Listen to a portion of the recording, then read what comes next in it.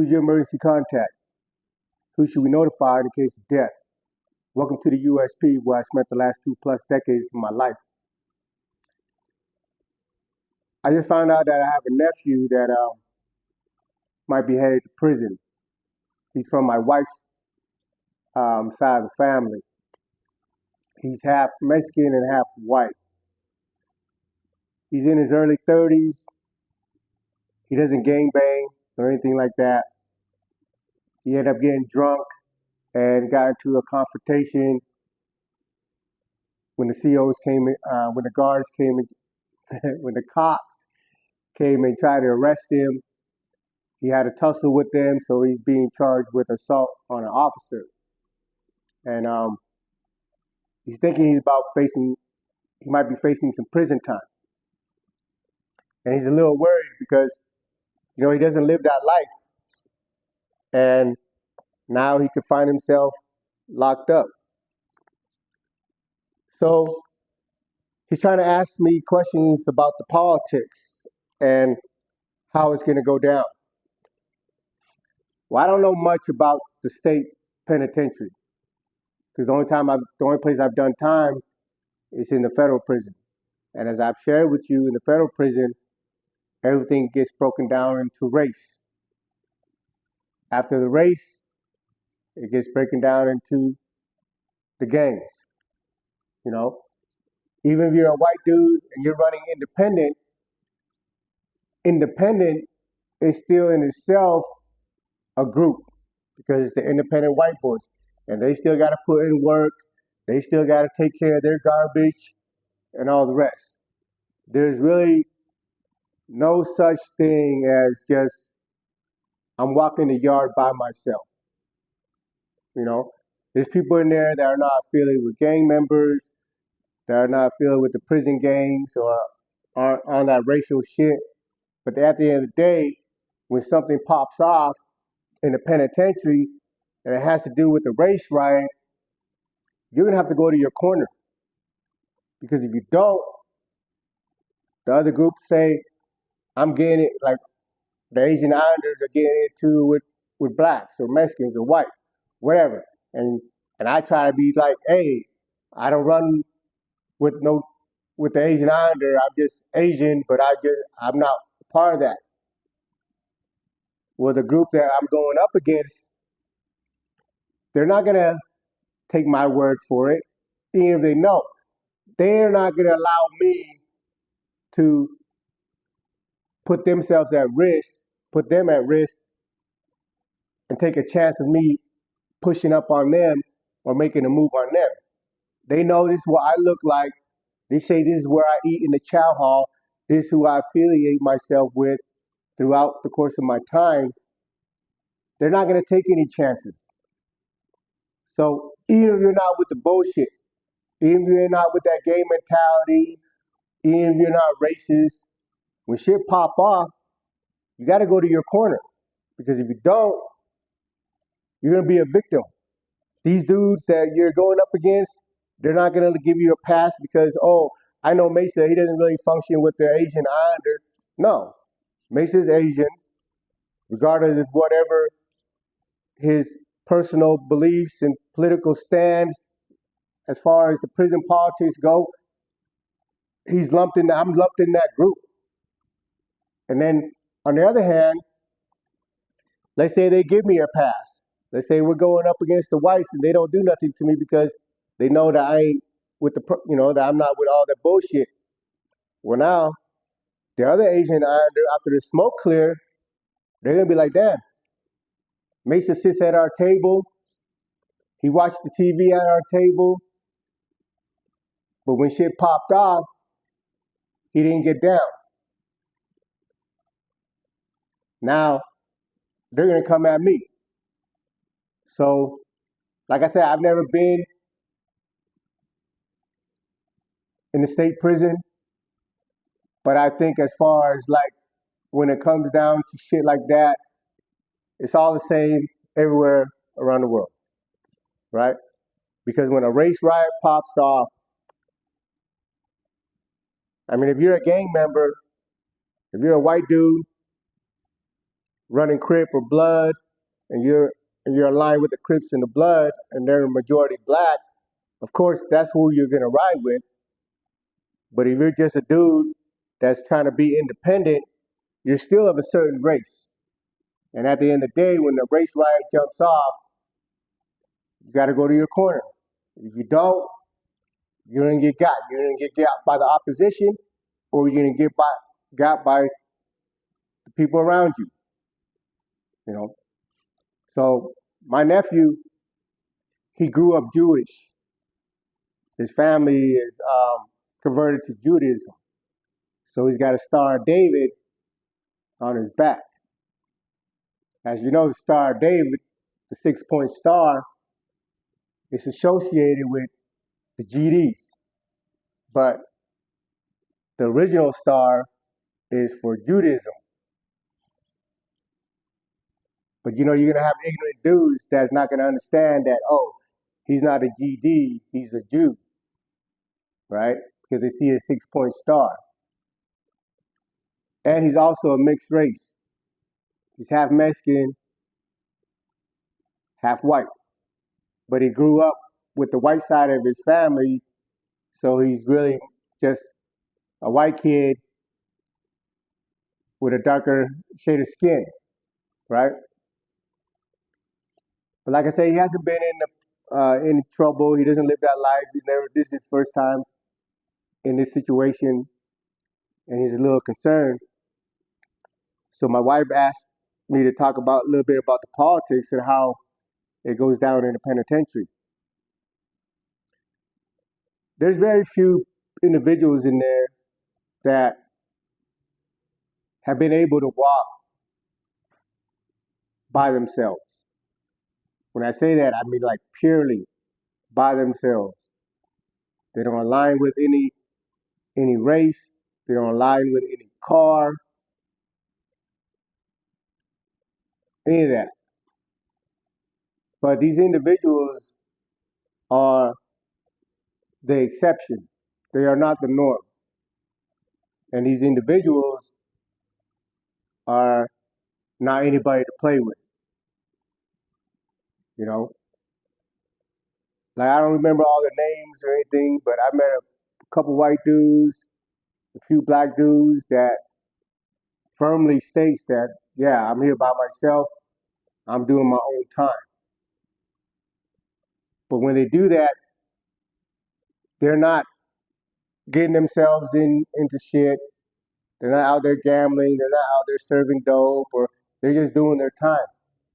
And when if somebody has an issue with them, they're known to deal with it. So people leave them alone. You know, me, I wasn't by myself. I was by myself as far as I didn't have any homies that were out here from my hood or anything like that.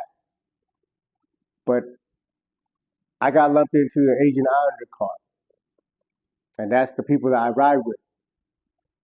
And those relations and the people that I have surrounding me, the people that have my back, they were the homies and other people from other races, but that was due to the relationship that I've cultivated during the time that I was in prison. But at the end of the day, when I say I'm by myself, is that none of these people are obligated to me. Their loyalty to me, them having my back, is purely on the respect and friendship that we've developed, you know. So for those people that are mixed race or are not gang affiliated, they tend to have a harder time in the penitentiary unless they decide to align themselves with a specific race or with a specific gang. Because you have dudes that come in there that are mixed race. If you're half black or anything black, like half black, half Mexican, half black with half white, you're usually gonna run with the blacks because the white dudes is not gonna really want to accept your black side. And the same thing with the Mexican. They're not gonna really want to accept your black side either. You know? And if you're half white, half Mexican, you'll most likely get around with the Mexican side. Because again, you know, with these ignorant motherfuckers in the penitentiary, when it comes to the whites, it's about the pure race. But at the end of the day, it all falls down to the individual. What are you willing to do or not do to defend yourself, to be able to do your own time? Because being in the environment that you're in, you already know that you're in a place full of miserable motherfuckers, violent motherfuckers, and even hateful motherfuckers. And some people take the easy route and join up with a gang, join up with a crew, and all the rest. But if you don't want to be affiliated with any of those things, then you got to stand on your own 2 feet, and you got to be adamant that you're your own man and you're going to do your own time. And with that comes a lot of friction in the beginning, because these other dudes, they're going to look at it, shit, who the fuck are you to think you're so tough that you can stand on your own?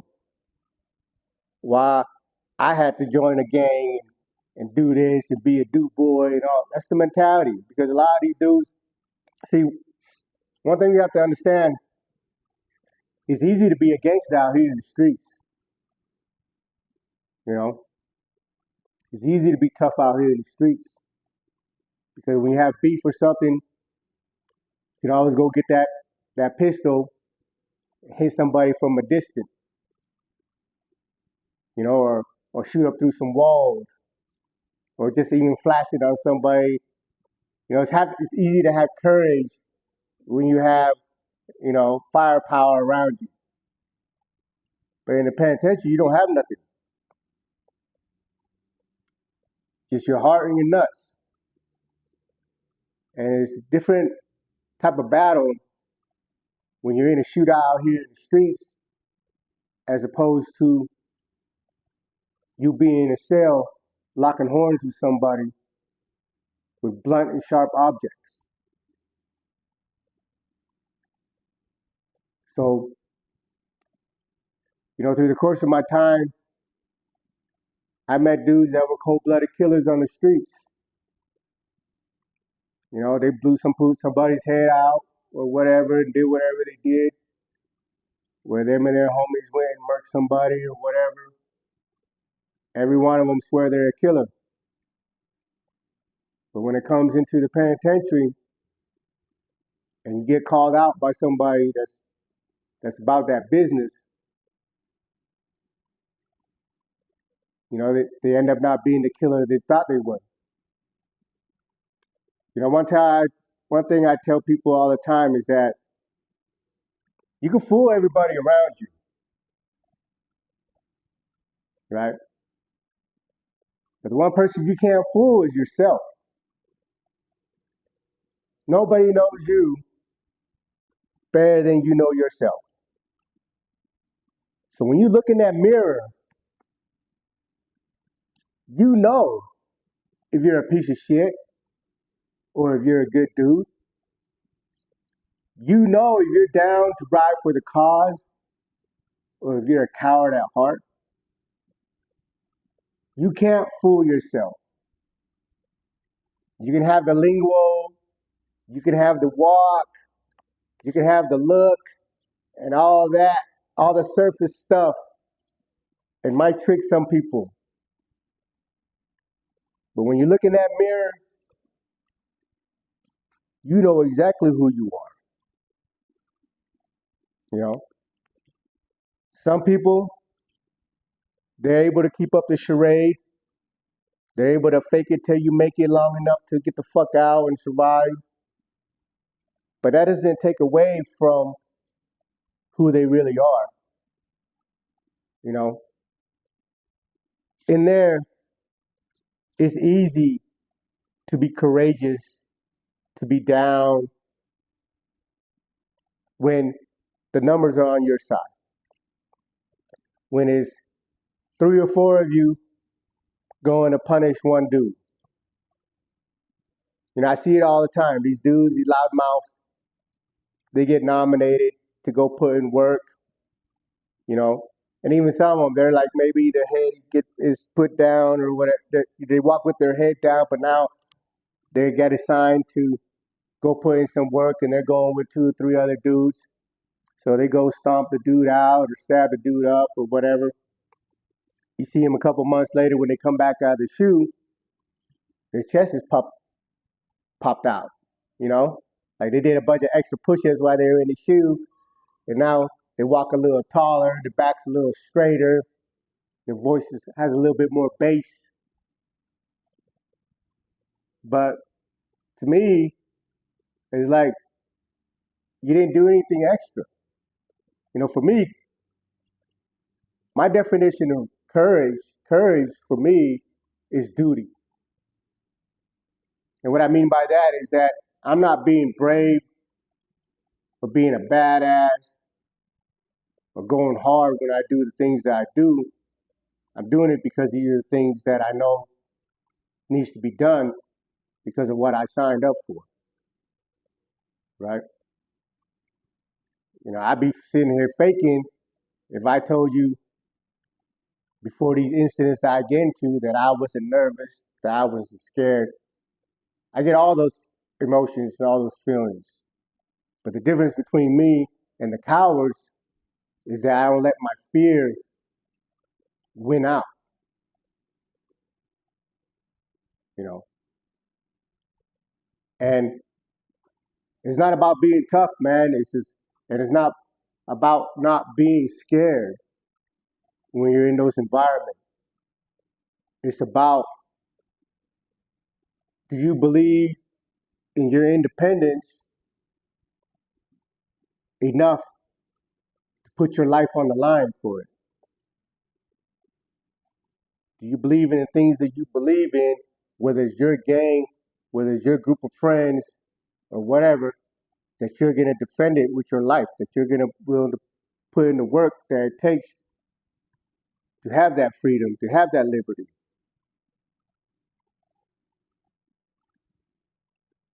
We all say, oh, we're going to ride and die. I'm with you till the wheels fall off. But I promise you, of everybody that says that, there's only a very few that really mean that. So going back to people that might be headed to the penitentiary that are not affiliated with gangs or biracial, I don't really have like a solid answer for you how you're gonna make it. The only thing that I could tell you is that you have to make a decision. For me, I made a decision. I drew a line in the sand.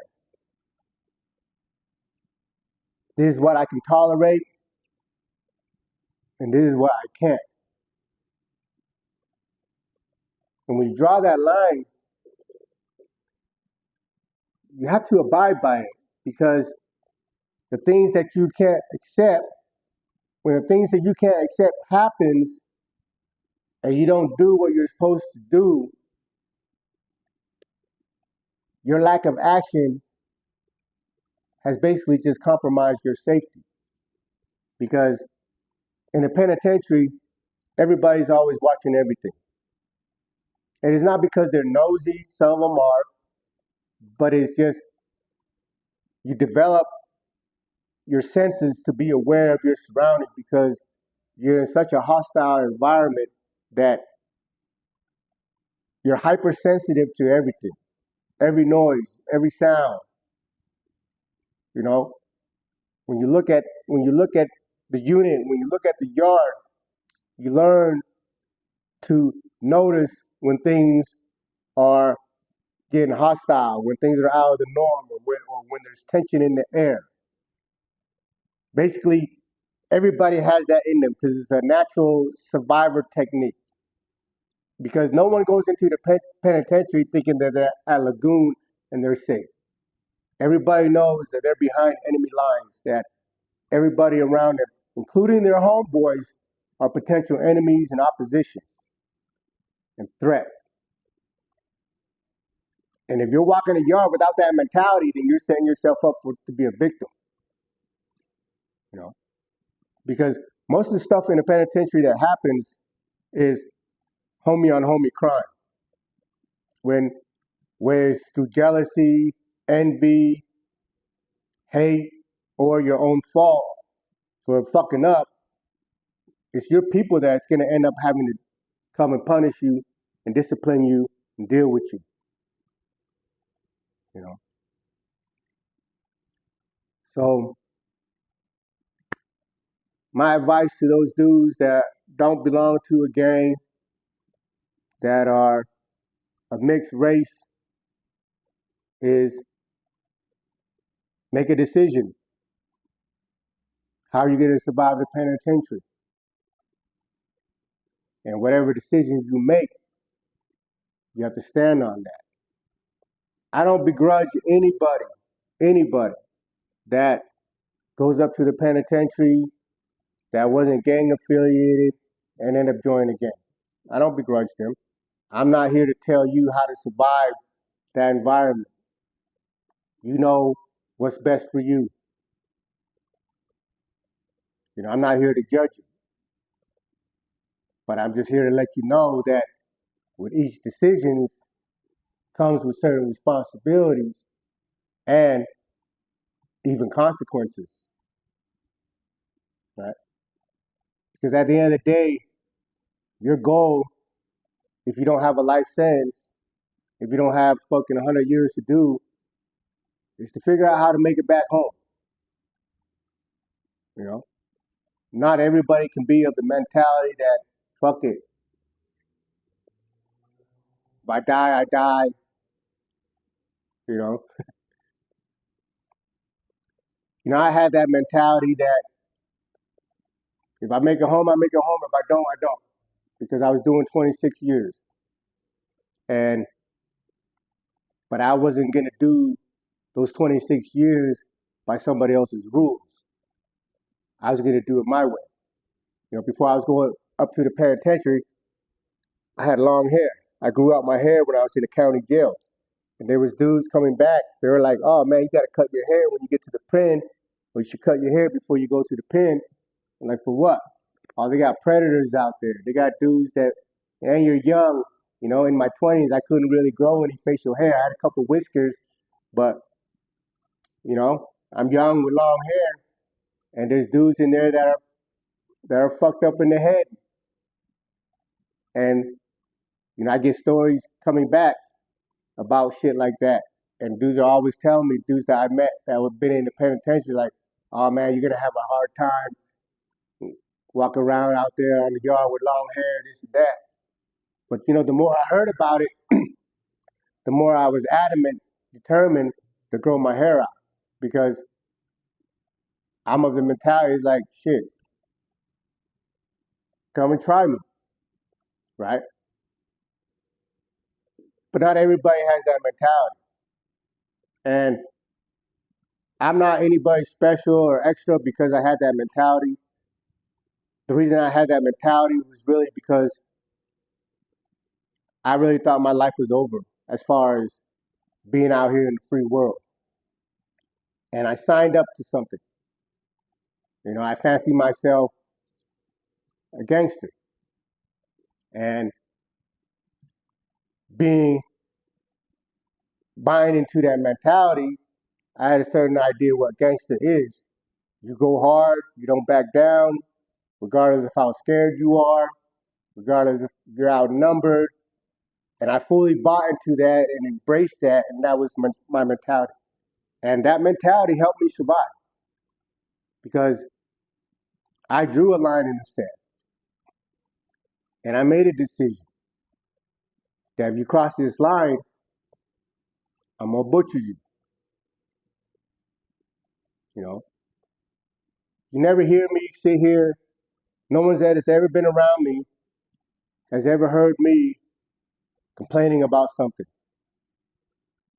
And the reason is I make my decisions really quick. When something happens, I decide, am I willing to kill this dude over it? And if I am, then I proceed with those actions. But if I say no, then I have to let it go because it doesn't do me any good to sit around the homie and cry about somebody, oh, this motherfucker disrespected me. He called me out my name and this and that. Because when you do that, all that does is make you look like a bitch. You know, I tell the homie, don't ever come tell me about how somebody disrespected you. If somebody disrespected you, his jaw should be hanging outside his face. Or he should be have holes in his body. You know, especially if somebody called you a bitch. Don't come to me tell about somebody called you a bitch. Because if you didn't do nothing to him, then in my mentality, well, you must be a bitch because you just allowed a dude to call you a bitch, right? So, and the other thing is that if you're not going to do something to somebody, but you're sitting around crying about it all the time, whining about it all the time, and in your grievance, you're going to say some unflattering thing. You'll be like, this bitch motherfucker disrespected me, this and that. Well, when something leaves your mouth, there's no telling whose ear it's going to reach. Even when you're with around dudes that you think are your homies, that think you can trust, everybody's got homies and people that they think they trust, that they share shit in, so on and so forth. So if you're not gonna do nothing to this dude that you feel that disrespected you, just shut the fuck up. Because if you don't and you talk about it, then something you said might reach this dude's ear, and now this dude's like, oh man, this bitch motherfucker, I just punked him, he ain't do nothing, but now he's running his fucking mouth. Well, let me go do something. And you just sitting here don't know what the fuck is going on because you just running your mouth, you know. So really, the best advice I can give you is mind your P's and Q's. Don't put in your 2 cents unless you're willing to see it through. Because you have two people arguing about something and you chime in and give your 2 cents and one of them dudes turn around and tell you, man, shut the fuck up. Mind your fucking business. What are you gonna do? You're gonna shut the fuck up and mind your fucking business? If you are, why the fuck you open your mouth in the first place?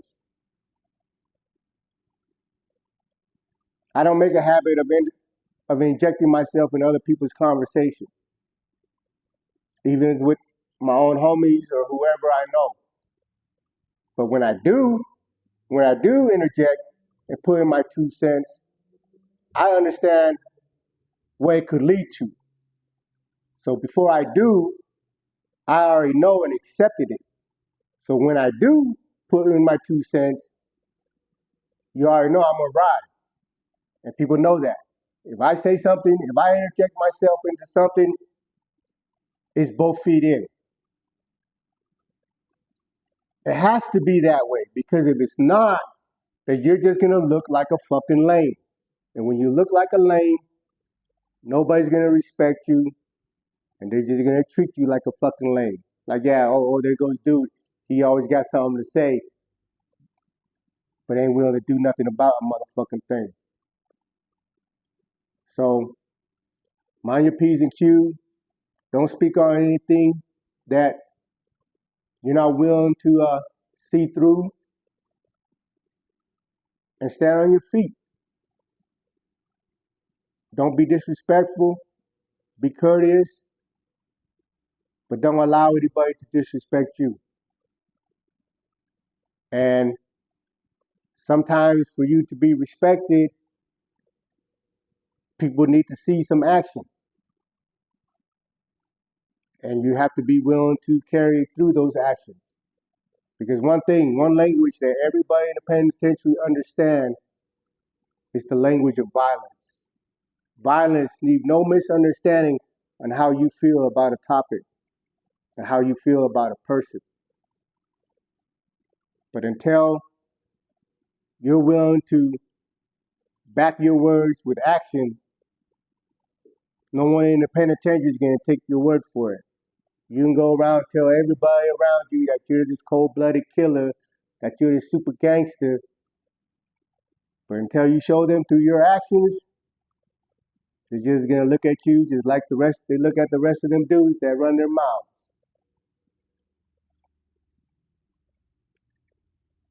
That's basically the politics of the penitentiary, man. At the end of the day, it don't matter what color you are, don't matter what gang you from.